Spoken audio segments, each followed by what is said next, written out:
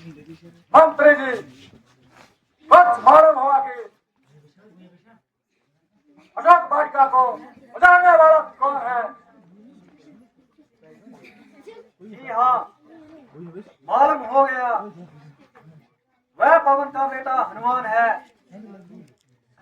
है। क्या कहा? पवन का बेटा हनुमान? हाँ महाराज, पवन का बेटा हनुमान। क्या तुमने कोई धोखा तो नहीं खाया? नहीं महाराज, वह देखिए, मेघनाथ उसे पकड़ ही तो लाए।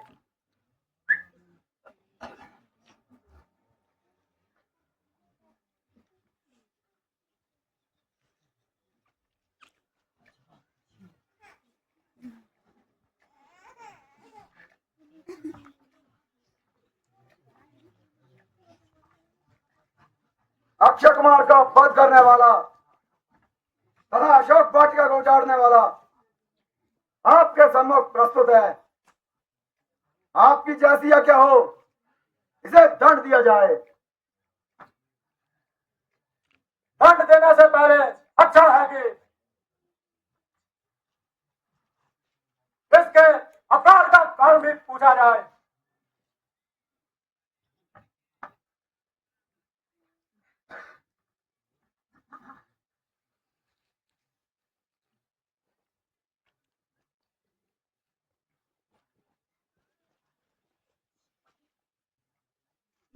जरा बतलाइए कि मन में यह क्या समाई जो लंका में आकर आफत मचाई। क्या तुम्हें अपनी मृत्यु नजर नहीं आई? चुप रहने से प्राण नहीं बचेंगे। जरा मुख से बोलो और अपनी जुबान खोलो। क्योंकि इस समय मैं राजबंदी हूं और इसलिए अरे गहरे से बात करने में अपनी हानि समझता हूं।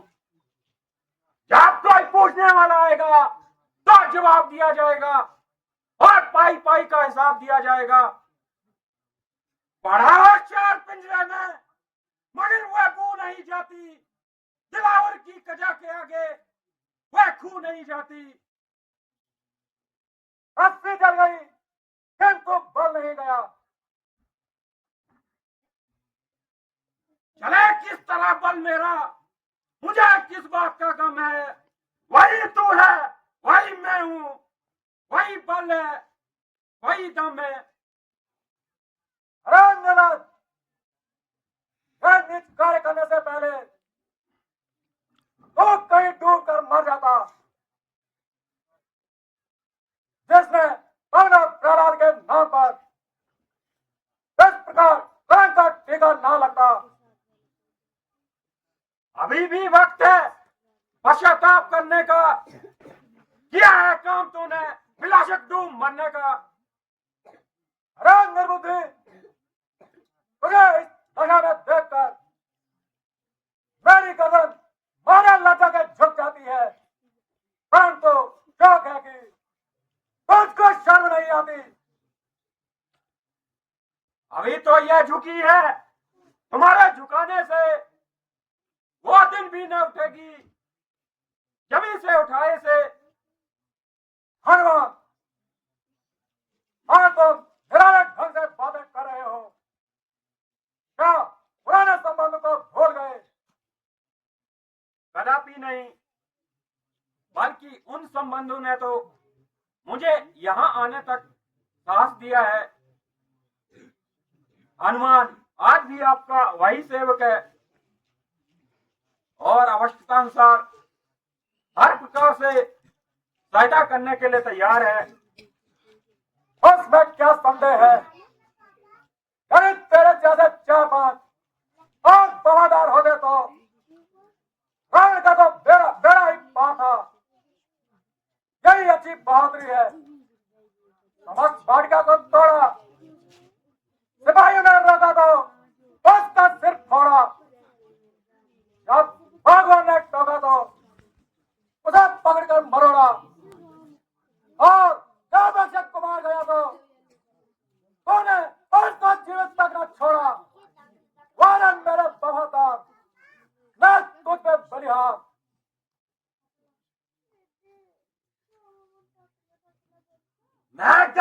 कौन सा?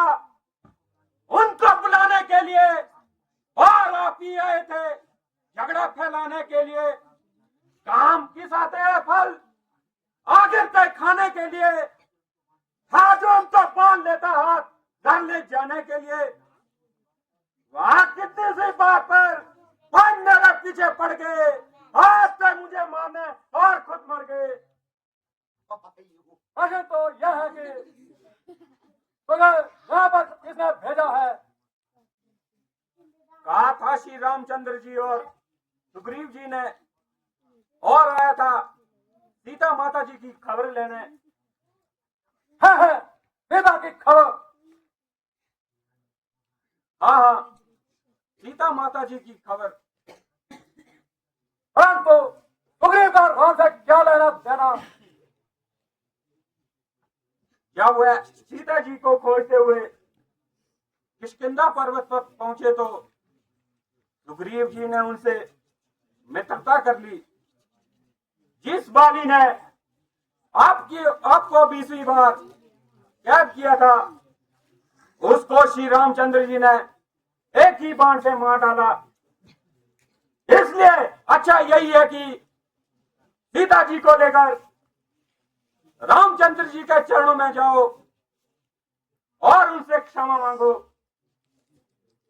श्री रामचंद्र जी अवश्य तुम्हें क्षमा करेंगे। अन्यथा अन्यथा तुम्हारा यह अभिमान क्षण भर में डूब जाएगा और यह सोने की लंका मिट्टी में मिल जाएगी। क्योंकि वानर द्वीप का एक एक बच्चा मरने और मारने के लिए तैयार है। उन्हें सिर्फ मेरे पहुंचने का इंतजार है। मूर्ख बानर, जवान सवाल के बोल। तेरी बुद्धि ठिकाना है या नहीं? मत भूल के तू अभी मेरी कैद में है। फिर क्या तुझे वापस जाने की उम्मीद है? तो सीता की स्तुति तक दूर रही। राम और लक्ष्मण तेरी स्तुति भी ना पा सकेंगे। अरे मूर्ख,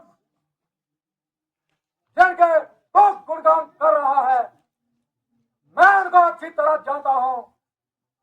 प्रथम तो बनवासी रामचंद्र और लक्ष्मण, और दूसरा स्थान में कौन? सुग्रीव। बुद्धि का दुश्मन सुग्रीव अपनी स्त्री के लिए तो आज तक जंगलों में भटकता रहा। अगर ऐसा बेटा तो उस समय अपनी तलवार क्यों ना संभाली और बारी से अपनी स्त्री छुड़ा ली? कहीं का राणा बानो मदीना कुलवा जोड़ा। 150 बानर इधर उधर से इकट्ठा करिए और चले रावण से युद्ध करने। मैं रावण हूँ, रावण, लंकापति रावण। अरे मूर्ख बानर, अगर मैंने तुझ पर लंका का एक कुत्ता छोड़ दिया तो तुझको भागने की जगह न मिलेगी।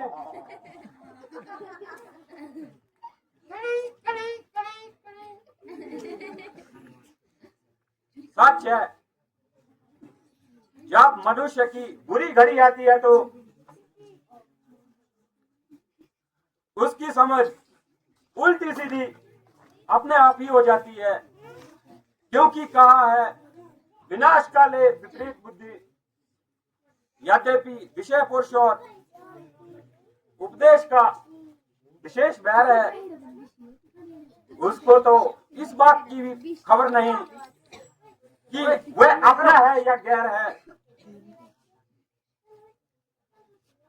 तथापि मैं भी हैरान था कि सारी लंका में कोई भी ऐसा आदमी नहीं जो तुझे इस विनाशकारी मार्ग से हटाए। अब मुझे विद्युत हुआ कि लंका में तो बसते ही कायर है। नहीं शरारत से बाज आता, जवान अपनी चला रहा। मेरी इज्जत तथा आबरू को तो मिट्टी में मिला रहा। इज्जत आबरू तो आपको ही कसूर मेरा बता रहा है। अजब तमाशा है यारो, जमाना कैसा आ रहा है। अरे नालायक, बता तो मुझको खौफ किसका दिखा रहा है। मैं वह बड़ा हूं काल भी जिसका खौफ खाता है। लोग खुद ही यही देख लेंगे। तू इतना क्यों तिल मिला रहा है? कल तक जो खाता था खौफ जिसका, आज वह खुद ही खौफ खा रहा है। वह मैं जितना नरम तो जमीन से उतना सिर उठा रहा है। अरे बेहुदे, तो उठा मुझ पर अना प्रभुत्व जमा रहा है।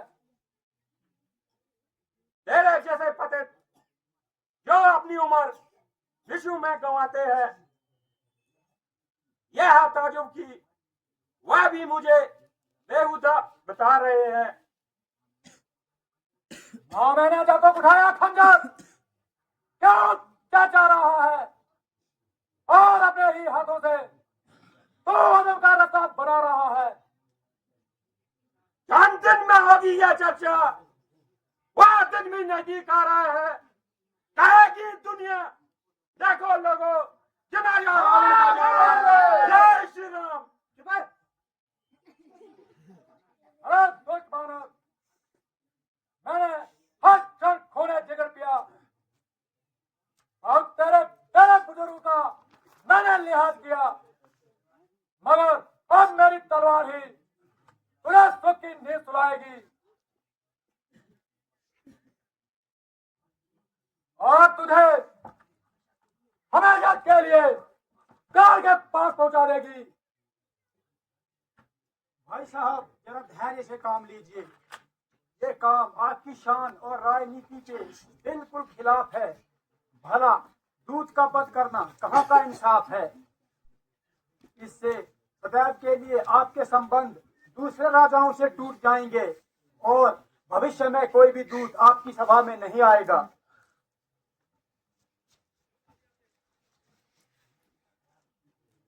यह तेरा ख्याल बिल्कुल झूठ है। कौन कहता है कि वह दूत है? महाराज, ये तो बड़ा भूत है। जब ये अपने स्वामी का संदेश लेकर आया है तो इसके दूत होने में क्या शक है। किंतु इसको ऐसी बेहुदा बकवास करने का क्या हक है? ये जो कुछ भी कह रहा है इसके मालिक की जुबानी है। लेकिन मुझे हैरानी है कि तूने एक बिना फीस के वकालत करने की क्यों ठानी है? ये राजनीति का असूल है कि यदि आपको इसे दंड देना ही है तो कोई और दंड दीजिए। ठीक है, बंदरों को अन्य पोट बहुत प्रिय होती है।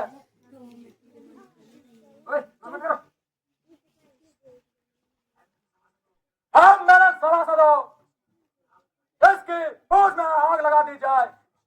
क्या महाराज?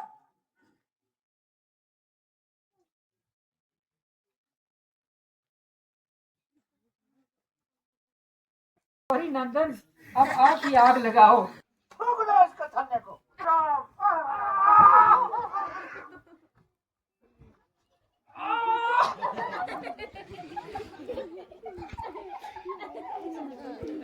चकोड़े ना